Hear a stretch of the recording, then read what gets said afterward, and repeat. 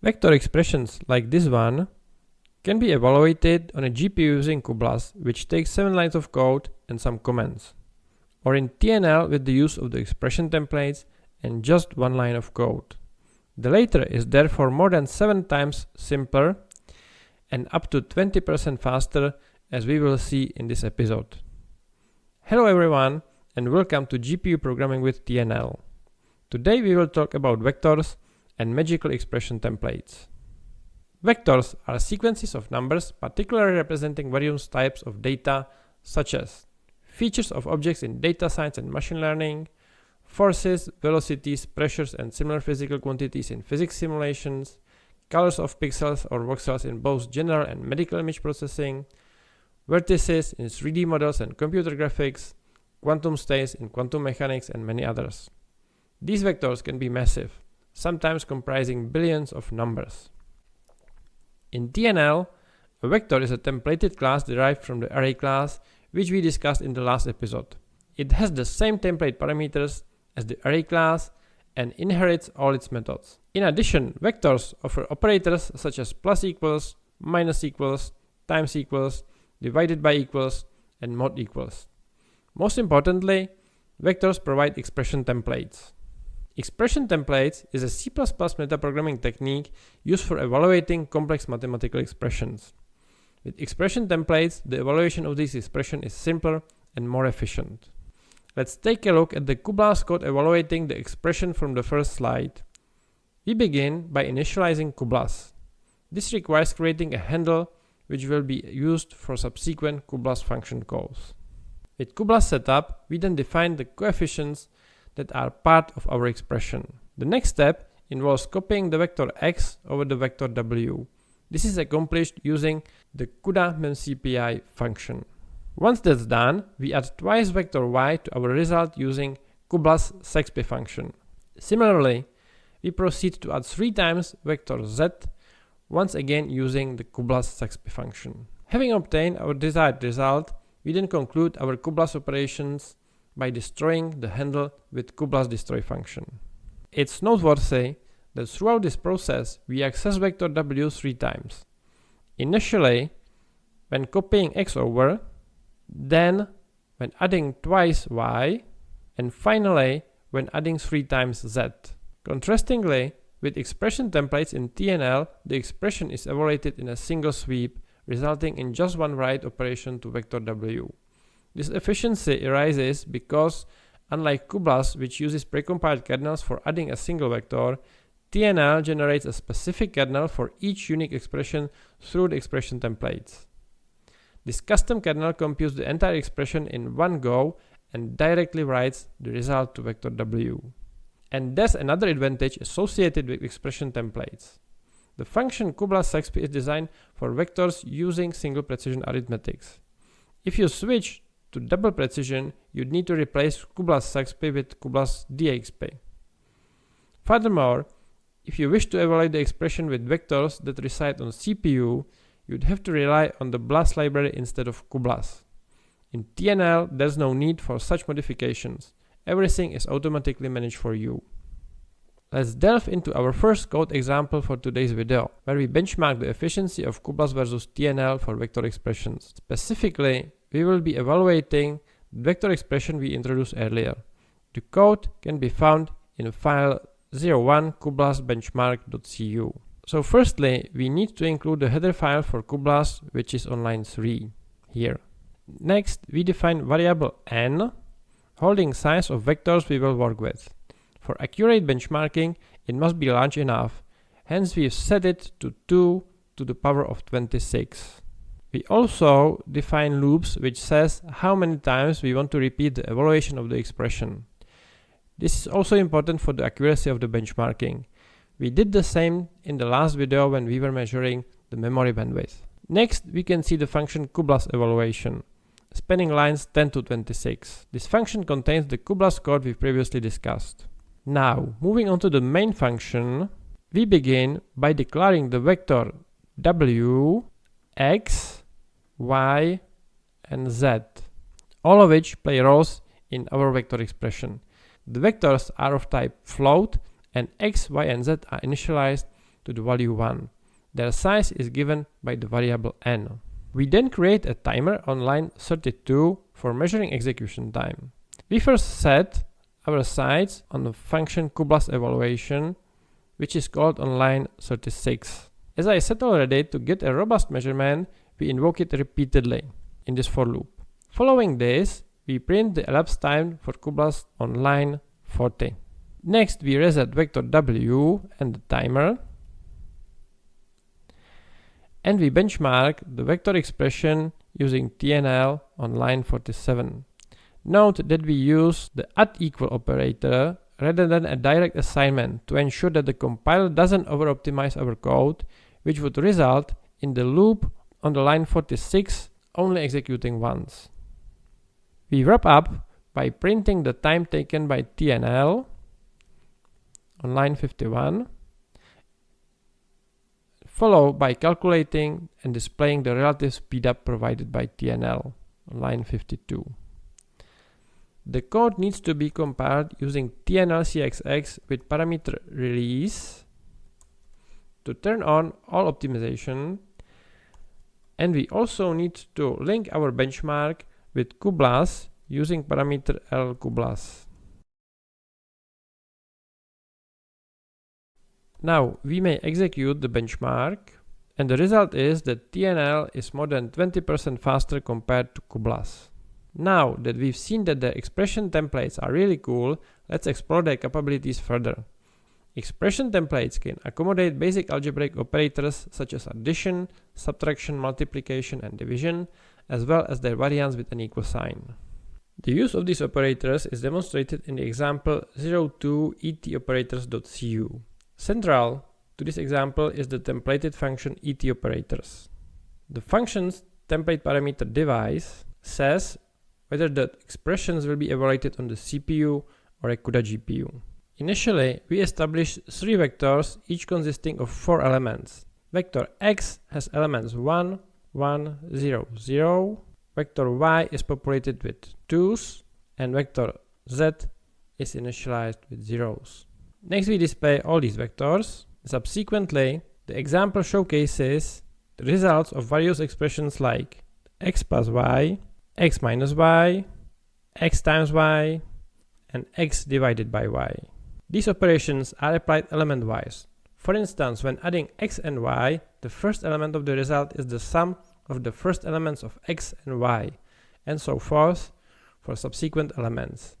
The example further illustrates the use of combined operators, which means those with an equal sign on vector z. We start by subtracting y from z and display the outcome. Subsequently, we multiply z by y, meaning the elements of z now equal to minus squares of the elements of y. Next, we multiply each element of z by minus 1, so the elements of z now corresponds to squares of elements of y. Subsequent division of elements of z by elements of minus y makes the elements of z to be equal to minus elements of y. We conclude by adding 3 to each element of z. The etoperators function is invoked from the main function, firstly executing on the CPU, and if compared with the CUDA compiler, which is confirmed by the CUDA-cc macro, it runs again on a CUDA GPU. It's crucial to note that based on the device parameter, vectors are allocated on the appropriate device, CPU or GPU. The expressions are also evaluated on the same device. In either scenario, the compiler produces tailored code specific to the expressions in question. We may compile with TNL CXX and execute to see the following output. Vector expressions can handle common mathematical functions like sine, absolute value, square root, and many others. The use of mathematical functions is illustrated in the example titled 03 etfunctions.cu. As before, central to this example is the templated function etfunctions. Thanks to its template parameter device, this function behaves in a device-independent manner. First, we create a vector x with 5 elements -4, -2, 0, 2, and 4. Additionally, we set a precision limit for floating point numbers in this example to ensure a cleaner output. We begin by displaying the vector x. Subsequently, we evaluate and display various vector expressions. The first of these is the absolute value of the elements of x, here. Like the algebraic operators previously discussed, these functions also operate element-wise. Subsequent lines demonstrate the ability to form compound expressions, such as the sine or cosine of x multiplied by p and divided by 4. Another expression evaluates e raised to the power of x squared times sine of x. The final line showcases that we can craft even more complex, sophisticated, and bizarre expressions like this one. We compile using TNL CXX and then execute it. Here's the output. I'd like to stress once again that for each expression, the compiler generates specifically tailored code either for the CPU or the GPU. With vector expressions, we can also compute the minimum and maximum in an element-wise manner using the functions minimum and maximum. Unfortunately, we can't use the standard names min and max for these functions due to a concept known as argument-dependent lookup, or ADL. I won't delve into it here, but if you are curious, you can Google it or follow the link provided below this video. Both functions are the focus of our next example titled 04etminmax.cu. Let's dive directly into the etminmax function. Here we set up two vectors. Vector x with elements -2, -1, 0, 1, 2, and vector y which has the same size as x and is filled with ones. We first displace both vectors, x and y, and for clarity in the upcoming expressions we also print the absolute value of vector x. Following this, we compute the minimum and maximum values between the elements of x and 0. Then we determine the element-wise minimum and maximum values between vectors x and y. It's worth noting that even with the minimum and maximum functions, we can construct compound expressions as evident in the last two examples. Now let's compile the code using TNL CXX and execute to see the following result. Even in this example, I would like to stress that each expression is evaluated based on a code specifically tailored by the compiler. Let's see how we can compare vectors and expressions. The is equal to operator and the is not equal to operator are used to compare two vectors or expressions element-wise. The is equal to operator returns a Boolean value of true if all corresponding elements of the vectors or expressions being compared are equal. In contrast, the is not equal to operator returns true if there is at least one pair of corresponding elements that are not equal. Example 05 etcomparisons.cu is just about the comparison of vectors and expressions. Within the function etcomparisons, we define two vectors. X with values -2, -1, 0, 1, 2, and y with values 2, 1, 0, 1, 2. We first display both vectors, and we also evaluate and print the results of several expressions including the absolute value of x, square of x, sine of y, and sine of the square of x to provide clarity in the output. Subsequently, we engage in several comparisons. Comparing y to x, comparing y to absolute value of x, and compare sine of y to the sine of the square of x. As usual, I want to emphasize that each expression results in code that is specifically tailored by the compiler for either the CPU or the GPU. This approach ensures no auxiliary vectors are created. Instead, the expressions are evaluated element by element and the resulting elements are compared directly. This method guarantees there is no performance loss. Finally, we compile the example using TNL CXX and execute it to observe the result. Apart from the comparison operators, one can also utilize functions for element-wise comparisons. The distinction is that these functions don't yield a singular Boolean value, but rather produce a vector of Boolean values. For instance, when the function equal to is applied to two vectors, the resulting vector comprises Boolean values. The first element of this output vector is true if the first elements of the input vectors are identical, and the same rule applies to subsequent elements. Naturally, this function can compare both vectors and vector expressions. The TNL library provides a range of other comparison functions including not equal to, less, less equal, greater, and greater equal. The element-wise comparison is illustrated in the example 06 element-wise comparison.cu. The core of this example is at et element-wise comparisons function. We initialize two vectors x and y such that their first two elements have opposite signs, while the rest match. After displaying both vectors, here, we conduct several checks. First we check which elements of x are equal to 0, which element of x match those of y, which elements of x differ from those of y, which elements of x are less than their counterparts in y, and so forth. The comparison functions can be matched using operators like logical AND and logical OR. For instance, we can identify elements of x that are both greater than or equal to elements in y and less than 2. In the final example, the function less x0 flags the negative x elements with true, which is equivalent to 1. And the rest with false, which is equivalent to 0. Multiplying each resulting value by the original x value reinstates only the negative elements of vector x. After compiling with TNL CXX and executing,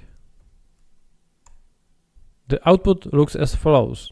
For example, only the middle element of vector x is 0.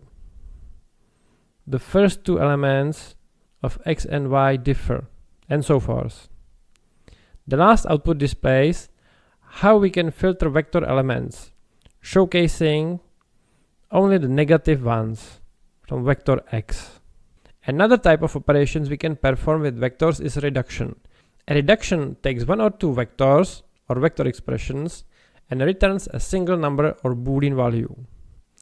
Common examples include summing all elements, finding the minimal or maximal element, or calculating the scalar product of two vectors.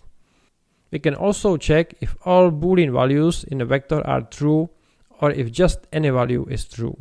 For minimum and maximum values, we can utilize the function argmin and argmax, which also provide the position of the minimal or maximal element within the vector. Let's see some examples. The reductions are showcased in the file named 07reductions.cu within reductions function. In addition to vector x and y, we also introduce vector b composed of Boolean values. The vector x remains consistent with our previous examples, y is populated with ones, and b contains the sequence true, false, true, false, true. We then calculate and print firstly vector x and y, followed by sum of all elements of vector y, the sum of the absolute values of the elements of vector x, the minimum value in x and maximum value in x, the scalar product of x and y, which can be expressed either using the round brackets or using the dot function. Following that, we assess whether all elements in B are true, and we convert the result to strings true and false, or any element of B is true. Concluding our examples, we demonstrate the argmin and argmax functions. These functions return std pair, which we unpack using the statement auto xmin imin in square brackets. The first element represents the value of the minimal element, and the second denotes its position. The argmax function operates in a similar fashion. After compiling using TNL cxx and executing, we observe the results. The sum of all elements of y are equal to 5. The sum of absolute values from x is 6. The minimum element in x is -2. The maximum is 2. The scalar product of x and y is 0. Not all elements of B are true, but at least one element is true. The lowest element of x is -2 at position 0, and the largest element of x is 2 at position 4. The best thing is that we can easily combine reductions with vector expression templates. The strength of both concepts is best exemplified in the file 08et and reductions.cu, specifically within function et and reductions. Initially, we set up vectors x and y as usual, but this time y is populated with negative ones. We then display both vector x and y and also present the results of auxiliary expressions such as elements of x that are greater than those of y, elements of x that are greater than 0, and we also showcase positive elements of x as we did in the previous example. With this foundation, we can construct some intricate statements. Utilizing all and greater, we can determine if every element of x surpasses its corresponding element in y. By employing the any and greater functions, we can determine if there exists any element in vector x that exceeds its corresponding element in y. Leveraging the greater and sum functions, we can compute the number of x elements that surpass those in y. The greater function yields true for each x element that exceeds its corresponding y element and false otherwise. Given that true equals to 1 and false to 0, the sum of these Boolean values gives us the count of truths, or equivalently, the count of x elements greater than those in y. We can also locate the initial x element that is larger than its corresponding y element. The greater function yields true if any x element surpasses its corresponding y element and false otherwise. The maximum of these values is 1 if at least one Boolean is true, and the argmax function provides its position, which we can access this way. Lastly, we can sum all the positive x elements using the greater function. This function flags the positive x element with true, which is equivalent to 1, and the rest with false, which is equivalent to 0. Multiplying each resulting value by the original x value reinstates the x values, and we simply need to sum these using the sum function. And once again, I would like to remind you that every such expression as we've seen in this example is processed by code specifically generated by the compiler. When it comes to the GPU, the compiler generates quite complex kernels for you. I consider it an amazing feature of expression templates, which is why I use magical expression templates in the title of this video. Now we may compile the example using TNL cxx and execute to get the following output. We see that not all elements of x are greater than those of y. We see that there is at least one element of x greater than those of y.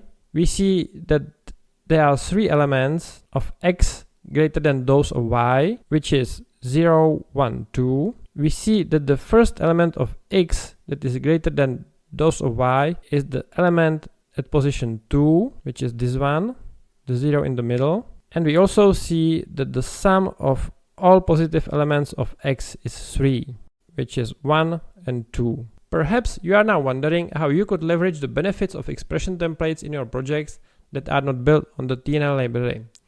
TNL offers a data structure called vector view, which, much like array view, serves as a proxy object to wrap your data. Vector view is derived from array view, providing all its functionality and additionally support for expression templates and reduction-based operations. We will demonstrate this in the following example.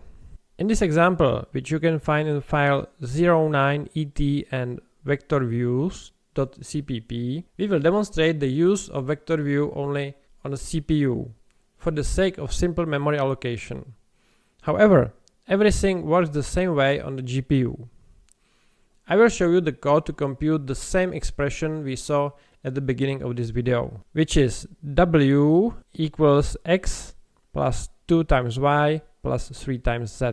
This time we assume that you need to calculate the expression on vectors that you have already allocated within your project. In our code, these data are represented by pointers x data, y data, z data, and w data, which we initialize using the new operator. We allocate an array of size 10 for each pointer. Next, within this nested block, we will demonstrate how to use vector view. For each vector, we create an instance of vector view, which is here. We pass a pointer to the array and its size to the constructor, obtaining vector x, y, z, and w. We can now work with these vectors in the same way we showed with the regular vectors in TNL. First, we will fill vectors x, y, and z with ones, and then we calculate our expression w equals x plus 2 times y plus 3 times z. For verification, we print the values of all vectors. As we mentioned in the last video, array view doesn't perform any memory allocation or deallocation. The same applies to vector view. So when we leave this code block and all vectors x, y, z, and w are destroyed, our original data remains valid. We can verify this by, for instance, printing the first element in the w data array. However, at the end, we must not forget to deallocate the allocated arrays, which is done here. The example can be compiled using TNL cxx. Now it can be executed to get output like this one. Finally, I would like to mention two more data structures, namely static array and static vector. They can best be likened to the std array structure from STL library. Both have fixed size determined at compile time and do not perform dynamic memory allocation, which is why they have static in their names. They are especially useful for small arrays and vectors. Static vector, like vector and vector view, supports expression templates and reduction-based operations. All these operations are executed sequentially, so we do not distinguish here whether the instance resides on the CPU or GPU. Both structures have only two template parameters: size, which specifies the size, and value, which specifies the type of elements that these containers contain. Let's illustrate this with the following example. The example can be found in file 10et and staticvectors.cpp, and it contains almost the same code as we saw in example 02et operators.cu, but modified for static vectors. We won't distinguish between different devices here because it doesn't make sense for static arrays and vectors. The main changes are as follows. We need to include the header file TNL containers static vector. Next, we also change definition of the vector type. Now it is a static vector of size 4 with elements of type float. And we also need to slightly adjust how we initialize instances of vector x, y, and z, which is here. But the rest of the code is the same. We can compile it and execute to get the following output.